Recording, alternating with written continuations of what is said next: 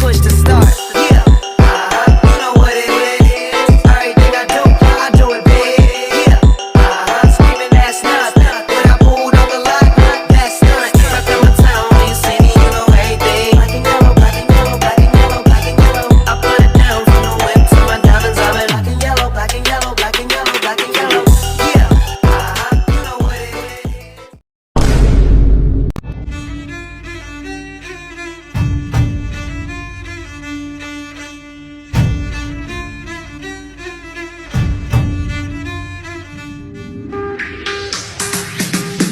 Every night in my mind, I feel the perfume of the street.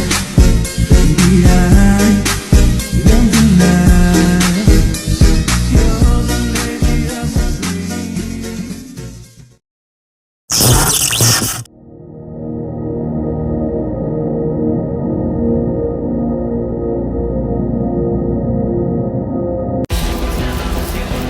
Tim gabungan Polresta Jambi menggerebek sebuah lokasi yang diduga selama ini menjadi tempat penyalahgunaan narkoba di kota Jambi. Inspektur Jenderal Pembina Hasan Polda Jawa Timur mengajukan koordinasi narkoba Baris Polri mengungkap sindikat peredaran gelap narkoba jaringan internasional Freddy Pratama. Freddy Pratama masih berstatus buron sejak 2014 tapi menguasai jaringan narkoba internasional.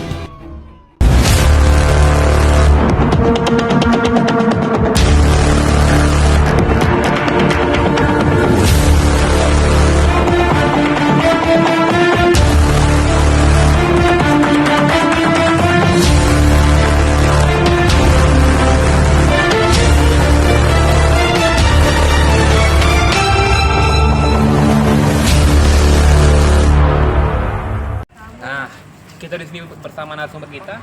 Nah, sebelum kita mulai interogasi, wawancara, mari perkenalkan. Sebelumnya perkenalkan, saya Sultan Iskandar dari Prodi PPKN Angkatan 2024. Wah, dari Prodi PPKN ya. Wah, persis sekali untuk tema kita nih ya. Baik, Pak Sultan. Nah, kita akan mulai wawancaranya. Nah, menurut Anda ya, pertanyaan pertama, bagaimana Anda memahami konsep reformasi birokrasi dalam konteks kelembagaan BNN? Jika saya menjelaskan tentang reformasi birokrasi di kelembagaan BNN, tentu saja kita akan melihat upaya. Hal itu adalah upaya dari kelembagaan BNN sebagai peningkatan kinerja dan peningkatan kualitas dari lembaga itu sendiri. Mungkin hal ini dapat berkaitan dengan administrasi ataupun kegiatan-kegiatan terkait dengan struktur organisasi ataupun tentang kinerja yang akan dilakukan oleh BNN. Baik, sangat informatif ya.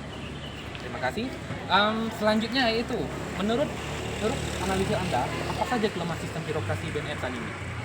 Jika melihat dari kelemahan sistem birokrasi BNN saat ini, saya merangkumnya dari 2 poin utama. Yang pertama itu adalah sistem perizinan.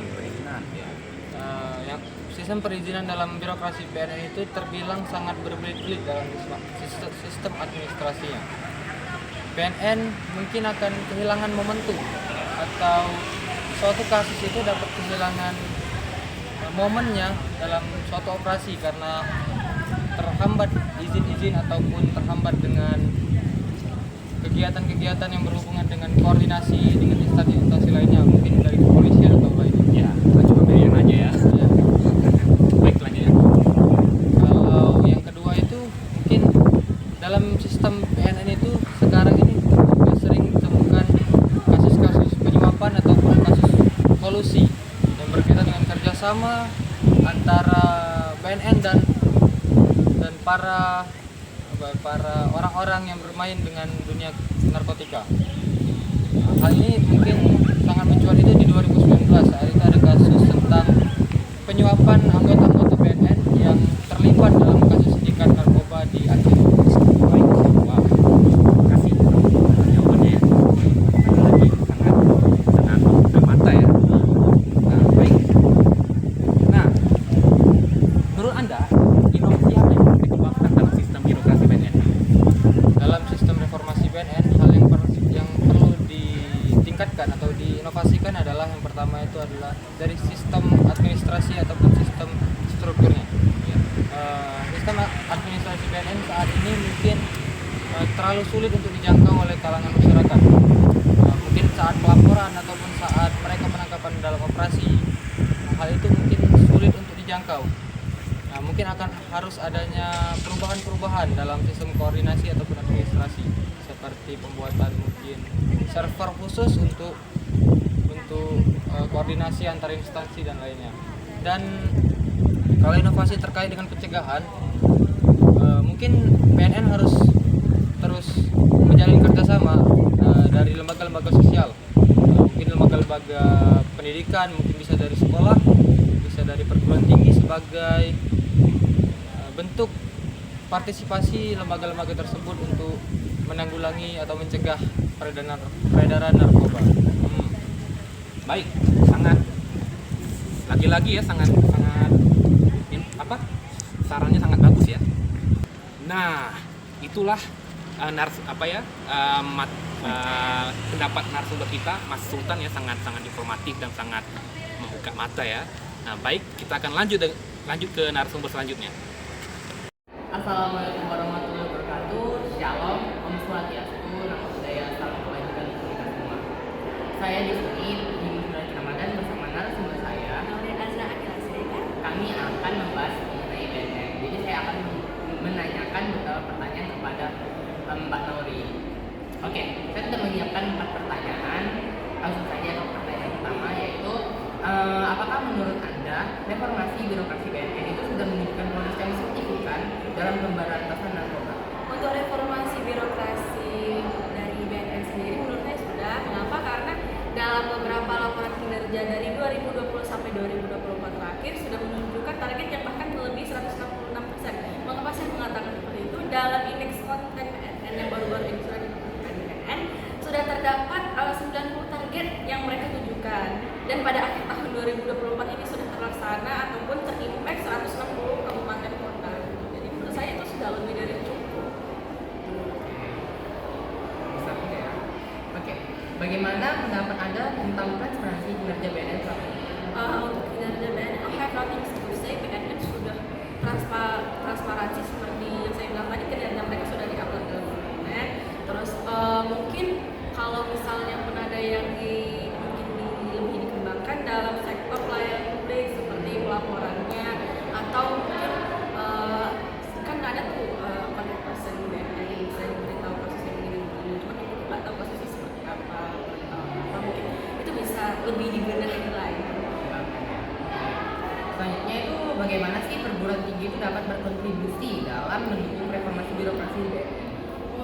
Untuk peran perguruan tinggi sendiri saya pikir simpel-simpel saja, mungkin adanya kampus bebas narkoba, ataupun mungkin para akademisi di perguruan tinggi bisa membantu untuk mengevaluasi kebijakan-kebijakan BNN ataupun publikasi-publikasi yang lain, dan mungkin juga bekerjasama dengan mahasiswa. Kan ada di beberapa daerah tempat anti narkoba, ataupun diadakan event-event yang bekerja sama dengan beberapa jurusan yang mungkin terkait dengan aplikasi ini. Itu pertanyaan saya. Menurut pandangan Anda, faktor-faktor apa aja sih yang menghambat reformasi birokrasi BNN ini? Yang menghambat saya pikir yang paling berdampak besar itu kepercayaan masyarakat. Karena kan nggak dapat dipungkiri media sosial saat ini menunjukkan bahwasannya indikasi masyarakat terhadap lembaga pemerintahan termasuk BNN itu sudah cukup tidak terlalu tinggi dibandingkan dengan kepercayaan di lembaga-lembaga lain, dan itu mungkin jadi membuat masyarakat tersisu aku melakukan ini ke BNN lebih tambah. Seperti yang saya bilang tadi di awal, tidak ada transparansi yang begitu bagus untuk pelayanan sektor masyarakat. Terus faktor selanjutnya mungkin di SDM-nya, karena seperti yang saya lihat untuk promosi sosial medianya masih kurang daripada lembaga-lembaga yang lain. Saya pikir mungkin dengan SDM yang cukup bahasa orang Palembang mewah dengan teknologi, jadinya bisa semakin mempromosikan, semakin kampanye tindak pidana juga semakin luasa dan jangkauannya pun semakin besar. Oke, jadi kesimpulannya itu kayaknya pelayanan dari BNN ini kurang, namun dari keseluruhannya BNN ini sudah bagus. Ya benar. Oke, terima kasih ya Kak Nori atas waktunya. Kami pamit dulu Dewi, selamat siang. Oke, pagi. Iya, pagi. Nama Namanya siapa? Aku Emparan Nugio, biasa dipanggil Pawan.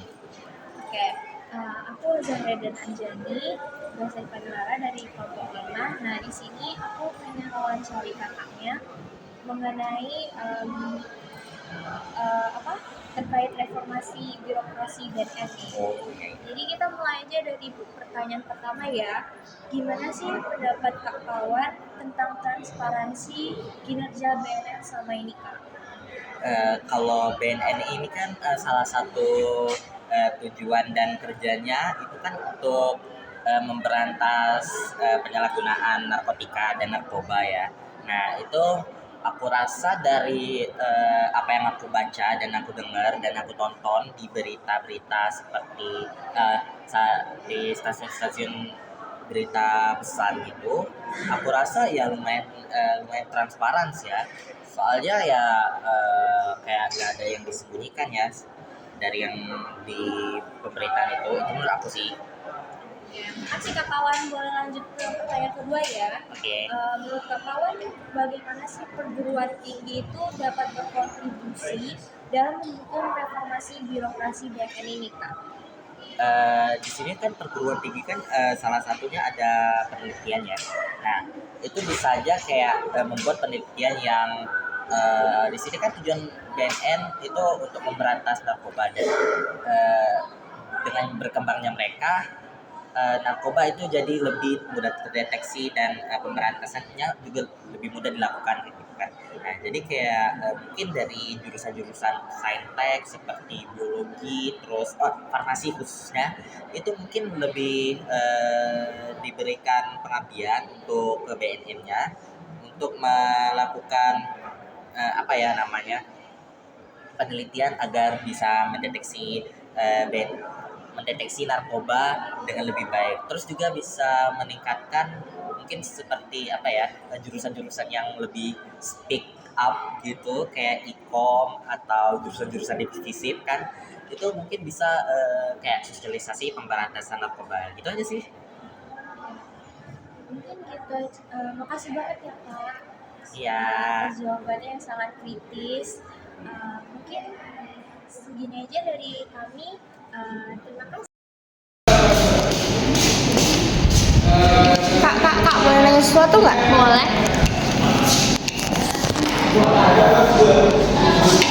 Kenalan dulu dong, Kak. Aku Mei. Oh iya. Aku mau nanya sesuatu ke Kak. Apa itu? Menurut pendapat kakak nih ya, sejauh mana reformasi birokrasi BNN itu telah mencapai tujuan awalnya? Oh, reformasi birokrasi BNN ya. Jadi kalau untuk kita membahas reformasi birokrasi BNN itu kembali ke reformasinya dari birokrasi, yaitu penyempurnaan dari sistem, struktur serta proses kerja dari BNN untuk meningkatkan efektivitas serta efisiensi dalam proses pemberantasan penyalahgunaan narkoba. Nah, apakah reformasi birokrasi BNN itu telah mencapai tujuan awalnya? Iya, sudah beberapa yang telah dilakukan seperti peningkatan efisiensi dalam administrasi, mengurangi proses yang berbelit-belit, serta penggunaan teknologi dalam pengelolaan data. Namun tantangan itu masih terus ada dalam proses ini. Nah, juga walaupun sudah ada dampak yang positif dari reformasi birokrasi BNN ini, masih ada beberapa hal yang belum optimal dalam prosesnya gitu. Kakak ada rekomendasi nggak sih untuk perbaikan lebih lanjut dalam proses reformasi birokrasi BNN ini? Iya, aku ada beberapa. Apa aja tuh Kak kalau boleh tahu? Yang pertama, BNN bisa fokus pada penguatan pelatihan keberlanjutan BSDM untuk meningkatkan dari kapasitas teknis dan manajerial mereka. Yang kedua, BNN bisa ikut meningkatkan integrasi dari teknologi informasi dalam semua operasional BNN itu.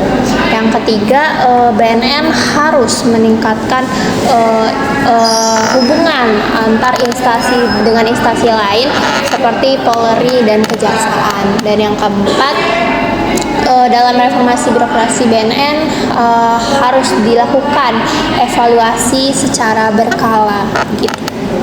Gitu ya Kak. Makasih ya Kak untuk waktunya. Iya, sama-sama Mei.